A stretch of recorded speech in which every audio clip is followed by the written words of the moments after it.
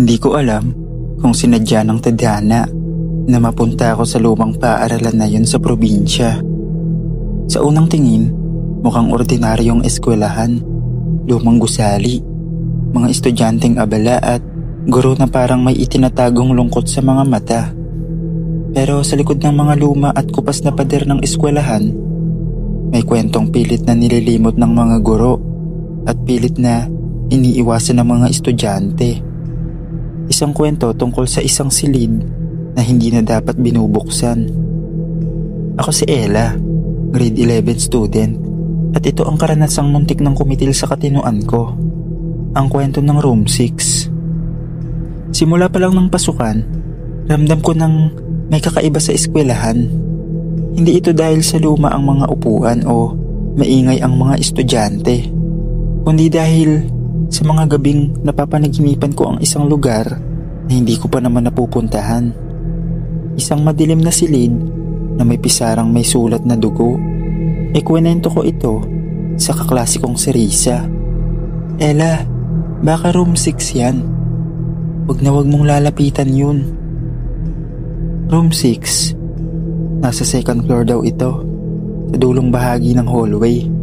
Matagal na raw na hindi ginagamit, simula nang may estudyanteng nawala. Wala raw nahanap na bangkay, parang nawala na lang sa loob ng silid at hindi na lumabas.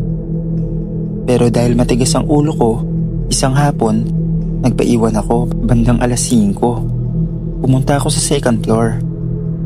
Dumungaw ako sa hallway. Sarado ang mga classroom, maliban sa isa, room 6. Parang hinihila ako ng silid. Dahan-dahan akong lumapit. Humawak ako sa doorknob at sa gulat ko, bumukas ito. Pagpasok ko, bumungad ang amoy amag, parang basang libro at sunog na kandila. Madilim. Ang liwanag ng araw halos di makapasok. Sa pisara, may nakasulat gamit ang chalk. Hindi ka na makakalabas. Napaatras ako. Biglang nagsara ang pinto. Nagsindi ang ilaw isa-isa. Pagkatapos, biglang namatay ang ilaw ng sabay-sabay. Biglang lumamig ang hangin. Naramdaman kong dumampi ito sa balat ko. Lumingon ako. Walang tao. Pero may bumulong sa tenga ko. Bakit ka pumasok? Hindi boses ng estudyante. Hindi boses ng tao. Mababa, paus at parang galing sa ilalim ng lupa. Tumakbo ko papalapit sa pinto. Sarado, ayaw bumukas. Sumigaw ako. Tulong! Tulungan niyo ako! Biglang may humawak sa braso ko, pero wala akong makita. Nagdasal ako, paulit-ulit, at parang milagrong bumukas bigla ang pinto. Mabilis akong tumakbo palabas. Sa hallway, may naghihintay na matandang janitor. Sinabihan na kita, Iya, hindi yan para sa inyo. Doon nagsimula ang gulo. Anong gulo? Tanong ko. Taga-ibang mundo ang pumasok sa room 6 noon, at tuwing may bagong lumalapit, hinahanap nila ang kapalit. Mula noon, hindi na ako bumalik sa room 6. Pero gabi-gabi, abang natutulog ako, may nararamdaman akong boses. Bumubulong ng dahan-dahan, pabalik-balik. Balik ka na, Ella. Hindi pa tayo tapos. Hanggang dito na lang po, Sir Dave. Maraming salamat po.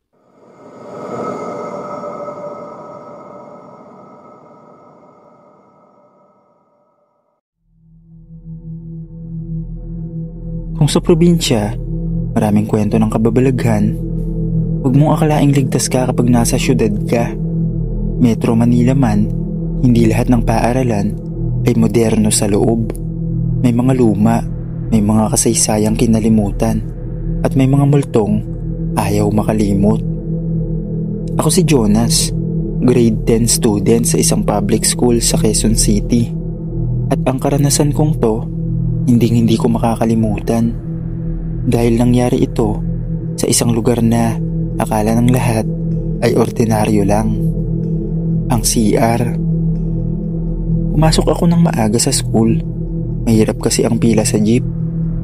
Kaya mas okay nang mauna sa iba.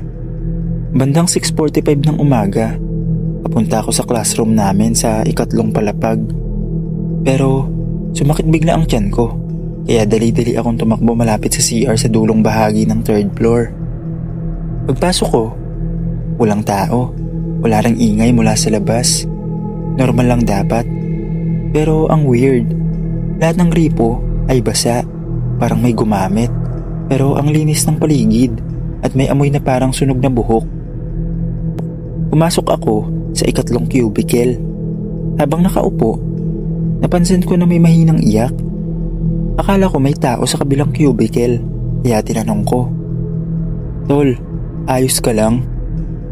Walang sumagot. Umiyak lang ulit. Mas malakas. Lumabas ako ng cubicle. Tinapik ko ang pinto ng katabi. Sarado. Pero nang sumilip ako sa ilalim, walang paa. Pero tuloy pa rin ang pag-iyak. Kinabahan ako. Binuksan ko ang pinto. Walang laman. Pero sa salamin, may refleksyon. Isang babaeng estudyante. Basa ang buhok. May dugo sa uniforme. Nakatingin lang sa akin sa salamin. Pagharap ko, wala na siya. Biglang sabay-sabay nagsara ang lahat ng pinto ng cubicle. Parang may sumipa sa bawat isa. Tumakbo ako palabas, pero nang bubuksan ko na ang pinto ng CR, hindi ito bumubukas. Sa likod ko, may marahang yabag. Lumalapit. Nagdasal ako ng ama namin. May bumulong sa tenga ko. "Dito ka lang. Hindi pa ako tapos sa'yo." Nang makalabas ako, hinimatay ako sa hallway. Nagising ako sa clinic. Sabi ng guard, nakita raw nila akong lumalabas sa CR pero parang tulala. Nakatitig lang sa sahig. Simula noon, sinarado na ang CR na yon. May karatula na under renovation pero hindi naman inaayos. Hanggang dito na lang po, Sir Dave. Maraming salamat po.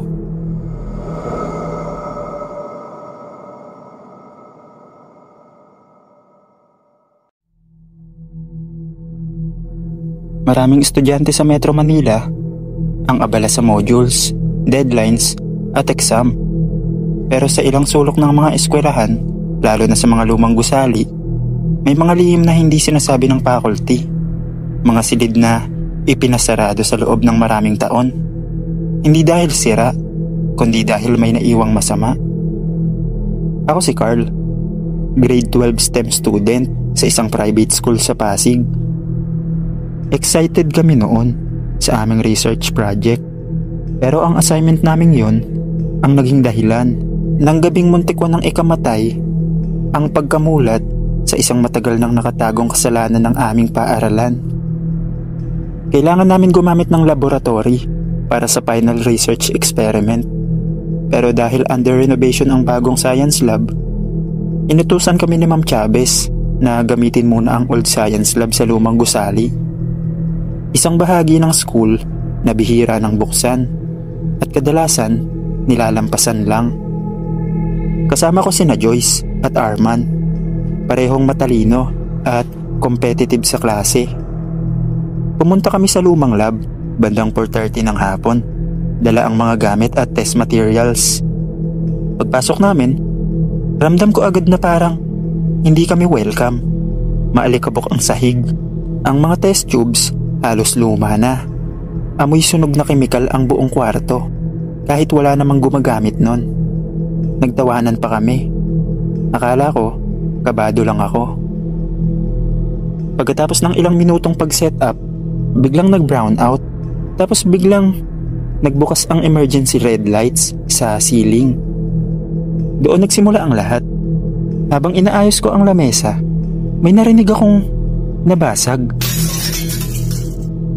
Paglingon ko, isa sa mga cabinet sa sulok ng lab ay bahagyang bumukas ng mag-isa. Nilapitan ko. Binuksan ko ng buo. May mga sirang beaker, luma at sunog ng mga dokumento. At at isang ID photo na halos hindi na makita. Ang pangalan niya, Mr. Celestino, chemistry instructor, taong 2009. Siya yung namatay dito dati, di ba? Tanong ni Joyce. Aksidente raw, pero may chismis na illegal experiment daw siya. Dagdag ni Arman. Pagkabanggit niya nun, pumitik ang emergency light tapos namatay. Sa loob ng kadiliman, biglang lumamig ang paligid. Ang hangin sa kwarto, parang may humihigop mula sa likod namin. May yabag na mabigat. Sa pagitan ng liwanag mula sa bintanang basag, may lumitaw. Isang lalaking halos natunaw ang muka, parang nasunog. Naka-laboratory coat na punit-punit. May hawak na test tube na may kulay itim na likido. Hindi siya naglalakad. Dumudulas lang ang paa niya sa sahig na parang hindi siya tao. Bakit niyo ginalaw ang akin? Bulong niya. Napaluhod si Joyce sa takot. Si Arman tumakbo papunta sa pinto pero ayaw bumukas. Parang may humahawak mula sa kabila. Ako, nalalamig ang katawan. Ramdam ko na lang ang hininga niya sa batok ko kahit wala akong nakikitang gumagalaw na salamin sa harap. Biglang may parang humawak sa likod ng ulo ko. Mainit. Ituloy mo ang sinimulan ko, bulong niya. Nagtulakan kami palabas. Sinipa ni Arman ang pinto at sa wakas, bumukas ito. Tumakbo kaming tatlo sa hallway, hindi na lumingon pa. Pagdating namin sa faculty, sinabi namin agad ang nangyari. Pero laking gulat namin nang sabihin ng admin, walang may utos na gamitin ng lumang science lab. Matagal nang condemn yon. Wala nang dapat access ang mga estudyante ron. Ang tanong namin, sino ang nagbukas ng pinto sa amin? Nag-research kami sa archives ng room. Nalaman namin na si Mr. Celestino ay pinaniniwalaang habang gumagawa ng isang pampabilis ng memorya gamit ang synthetic chemicals. Hindi siya namatay sa aksidente. Nagkulong siya sa lab at sinadya ang pagsabog. Hanggang ngayon, may mga report pa rin ng nag-aalab na ilaw tuwing 4:30 PM sa 3rd floor. Kahit sarado ang building. At ako, simula nung araw na yon, hindi na ako makatingin sa test tube. Dahil sa tuwing tumitingin ako sa likido sa loob, nakikita ko ang mukha niya. Hindi lahat ng eksperimento ay para sa kaalaman. May mga bagay na hindi na dapat tuklasin muli, lalo na kung ang nagturo nito ay matagal nang patay. Hanggang dito na lang po, Sir Dave. Maraming salamat po.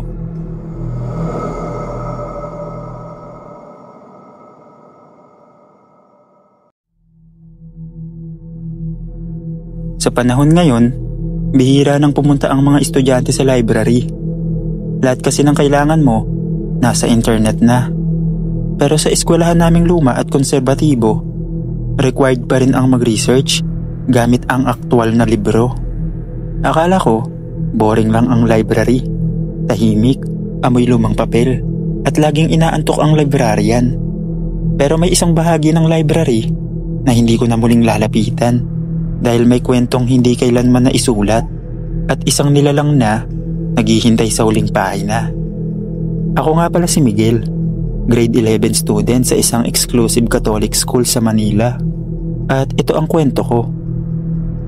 Huling linggo ng pasukan, kailangan namin ng reference para sa aming thesis sa Pilipino. Tungkol sa mga lumang panitikang Tagalog. Walang mahanap online, kaya pinapunta kami ni Ma'am sa library. 4:00 na nang dumating ako. Mahina ang ilaw sa loob. Yung mga ilaw sa kisame, dilaw na parang kandila. Ang librarian, si Ma'am Divina, ay matandang tahimik, walang imik, laging nakayukot sa lamesa. Habang nag-iikot ako sa rare book section sa likod ng library, napansin kong may isang shelf na may basag sa salamin. Sa loob nito, may isang itim na aklat na walang pamagat. Naintriga ako.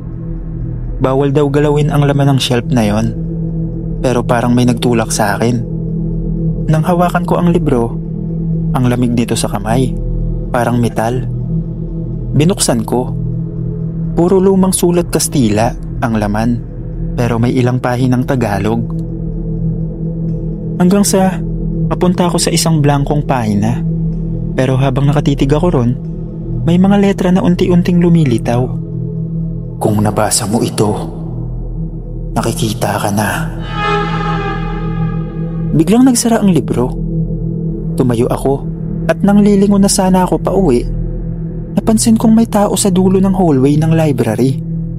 Isang babaeng estudyante, nakalumang uniforme, puti at itim. May punit ang manggas. Hindi siya gumagalaw, hindi rin siya kumukurap. Nakatingin lang siya sa akin. Classmate ba kita? Tanong ko, pero hindi siya sumagot. Nilapitan ko siya ng bahagya, pero nang malapit na ako sa aisle, nawala siya. Pagbalik ko sa shelf kung saan ko nakuha ang libro, nandoon na ulit ito. Nakabalik na sa salamin kahit hindi ko naman ibinalik. Kinabukasan, kinausap ko si Ma'am Divina. Ma'am, sino yung estudyante na nasa rare book section kagabi? Saan mo siya nakita? Doon po sa may lumang shelf, may nakuha akong itim na libro. Tumahimik siya, tapos mahinang sabi niya, "Huwag mo nabuksan ulit yun. Siya ang dahilan kung bakit isinara namin yung section na yun dati. Estudyanteng nawawala. Huling nakita, may hawak na itim na libro." Gabi-gabi mula nun, napapanaginipan ko ang babae. Sa panaginip ko, nasa loob ako ng library. Madilim, hawak ko ang itim na libro at unti-unting lumalapit siya. Sa bawat takbang niya, naririnig ko ang pahina ng libro. At sa huling bahagi ng panaginip, laging pareho ang sinasabi niya sa akin. "Isulat mo ang huling pahina para makalabas ako." Nagsimula akong magsulat sa notebook ko ng mga bagay na hindi ko maintindihan. May mga salitang Kastila, mga pangalan na hindi ko kilala, mga lugar na parang hindi sa mundo natin. Sa tuwing sinusubukan kong itigil, dumudugo ang ilong ko. Isang gabi, hindi ko na kinaya. Bumalik ako sa library. Dinala ko ang itim na libro sa mesa. Binuksan ko sa blankong pahina. Kinuha ko ang lapis at sinimulan ko siyang isulat. Sa pahinang ito ay inilalabas ko si... Pagkatapos ko isulat ang pangalan, nawala ang libro sa harap ko. Tumunog ang bell sa hallway, pero walang klase. Gabi na. Sa salamin ng library, nakita ko ang refleksyon ko. Pero sa likod ko, naroon siya. Nakatingin at nakangiti. May mga kwento sa aklata na hindi na dapat binubuksan. At may mga kaluluwang nakakulong na sa pahinang walang nagsusulat. Hanggang dito na lang po, Sir Dave. Maraming salamat po.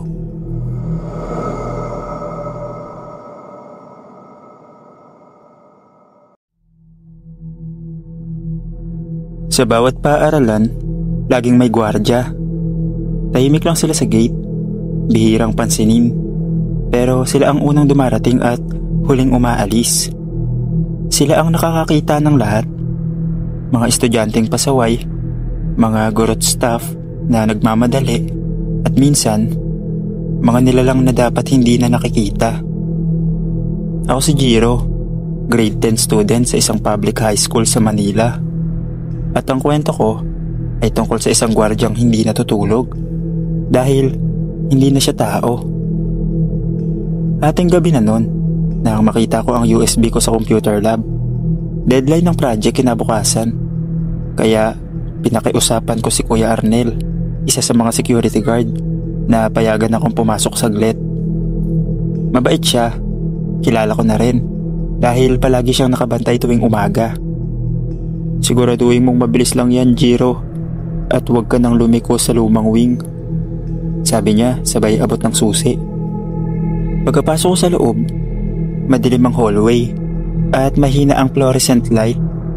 Kinuha ko ang USB sa lab at palabas na sana ako nang marinig ko ang PA system. Nag-on mag-isa. "Lahat ng estudyante, pumila sa covered court." Nagulat ako. Wala naman dapat announcement. Nilapitan ko ang speaker. Patay naman ang kuryente sa control booth. Paglingon ko, may gwardiya sa dulo ng hallway. Naka-uniforme, pero luma. Kulay kupas. Nakatingin lang sa akin. Hindi gumagalaw. Kuya Arnel? Tanong ko. Pero hindi siya sumagot. Dahan-dahan siyang lumapit. Napasigaw ako. Kuya, nandyan ka ba? May kasama ka ba? Nangabulin ko siya palabas. Nauna siyang lumiko sa lumang wing.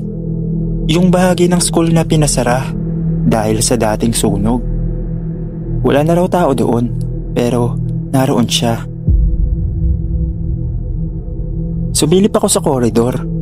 Madilim. Madalas nakapadlock yun, pero bukas ito ngayon. Nakita ko siya nakatayo sa harap ng isang lumang silid. Naka-side view siya. Nang humakbang siya papasok, wala siyang anino. Pumasok din ako. Doon, nakita ko ang luma at sunog na logbook ng security office. Binuksan ko. March 12, 2004, 11:58 p.m. May estudyanteng nawawala. Pumasok daw ng gabi. Sinundan ko. Hindi ko na siya nakita. Aakyatin ko siya palabas. Basta makalabas lang siya. Sa ilalim ng entry, may lumang picture. Security guard, malinaw ang muka. Kuya Arnel. Pero paano? Paglabas ko sa lumang wing, tumakbo ako sa gate. Naabutan ko ang isang gwardyang may hawak na flashlight. Nanginginig ako. Kuya Arnel, nandun ka kanina sa loob. Umiti siya. Hindi ako yun, iho. Never ako pumasok sa loob kapag ganong oras. Lagi akong nasa labas lang. Kasi sabay turo niya sa logbook sa guardhouse. Si Arnel, patay na yun. Isa yun sa mga gwardyang nasunog dito noong 2004. Huling nakita, hinahanap ang estudyanteng pumasok ng hating gabi. Hindi ko alam kung ako ba ang estudyanteng hinahanap niya noon o baka ako ang naging kapalit. Tuwing dumadaan ako sa school ng guardhouse, may luma at kupas na ID na nakadikit sa wall. Arnel, head security. At sa tuwing gabing may naiwan sa school, may ulat na nakikitang gwardyang tahimik lang. Nakamasid, hawak ang lumang logbook, nagbabantay, nag-aabang. Hindi lahat ng gwardya ay tao. May iba, kaluluwa na lang na hindi pa tapos sa pagbabantay. Hanggang dito na lang po, Sir Dave. Maraming salamat po.